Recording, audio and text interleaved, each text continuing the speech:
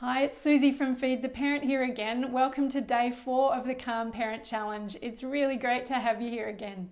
Today's theme is creating the conditions for calm in your home. So there are so many things these days in our modern lifestyle that are really overstimulating for kids. And I believe this is causing a lot of the difficult behaviours and meltdowns that we see with young kids.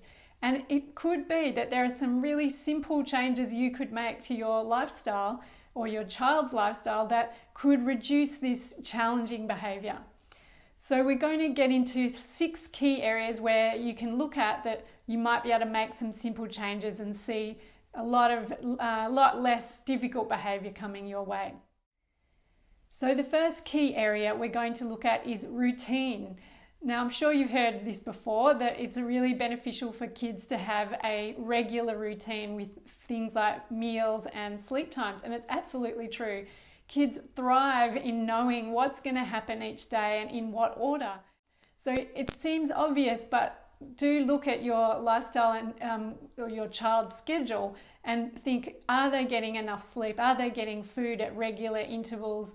And is it in the same order each day so that they can have the security of knowing what's happening? The second key area is healthy, regular meals.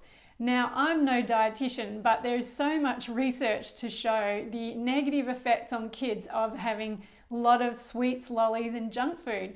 It's largely the additives and chemicals, the colorings that are added to food really have a negative effect on kids, and a lot of that crazy behavior and even being diagnosed as ADHD, attention deficit disorder, can often be attributed to the junk food that a child is eating. So if you cut out all of the sweet lollies and junk and takeaway food and so on, you may find that your child's behavior dramatically improves. So sticking to simple whole foods, making food yourself, things like that, fresh fruit and veg, it really does go a long way to improve their behavior. And sugar is the other key one. I'm sure you have experienced a child going to a birthday party or something, and some few hours after the party, their behavior is just a nightmare.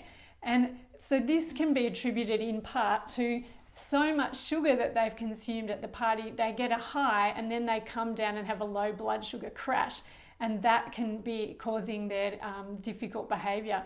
So again, just trying to reduce the amount of sugar that your child is eating can also really help. So the next key area is slowing down your child and your schedule. So we live really fast-paced lives these days, and I don't think this is helping kids keep calm at all. It is exhausting rushing around to go to heaps of activities and school and daycare and sport and shopping and all the many things that we do. Maybe there are some things we can cut out of our lifestyle to make it less hectic.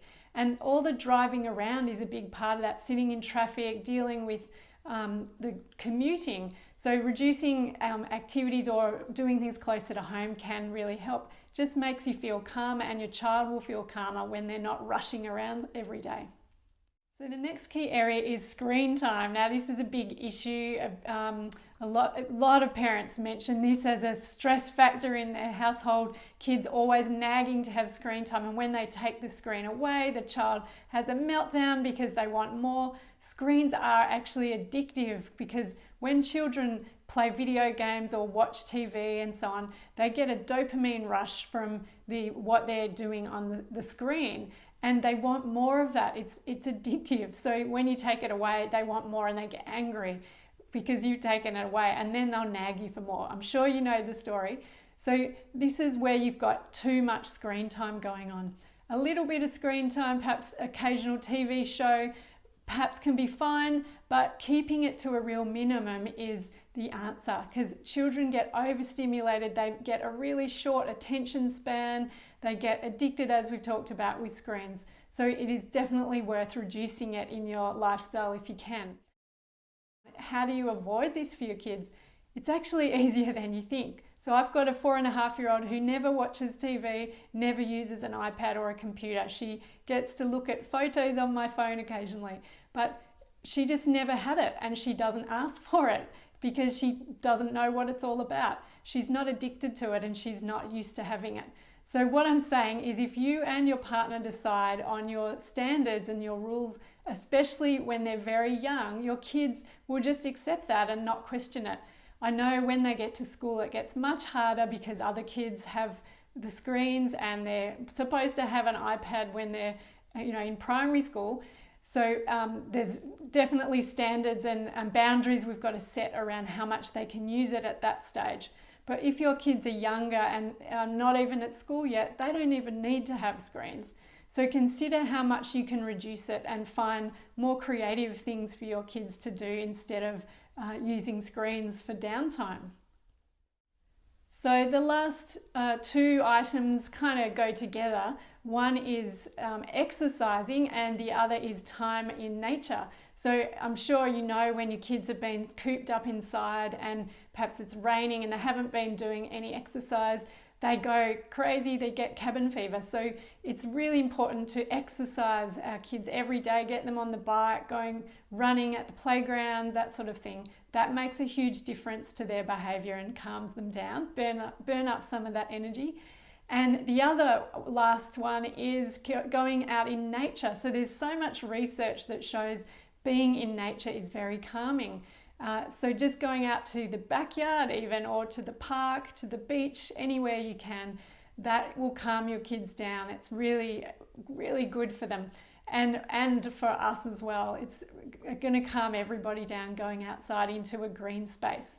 I really encourage you to set your rules and standards early on with your partner and stick to them. Decide when your kids are really young, if you can, this is what we're going to do, and just stick to your rules, because your kids will totally accept it and will thank you for it in the long term.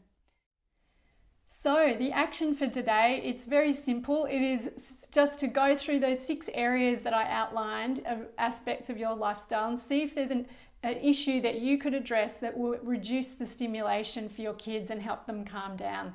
So identify just one area and an action within that area that you can do in the next 24 hours and agree with your partner in advance what you're going to do. So it might be getting rid of the sugary sweets that are in the house, or reducing the amount of video games or TV that your child's going to have in the next 24 hours and beyond. So agree that with your partner and see if you can implement it. I'd love to hear any comments, questions, issues. Just pop it below in the Facebook group and I'll be there. And otherwise, I will be back tomorrow with the last day of our 5-day Calm Parent Challenge. And the topic for tomorrow is creating more time in your lifestyle. So I'll see you tomorrow. Bye for now.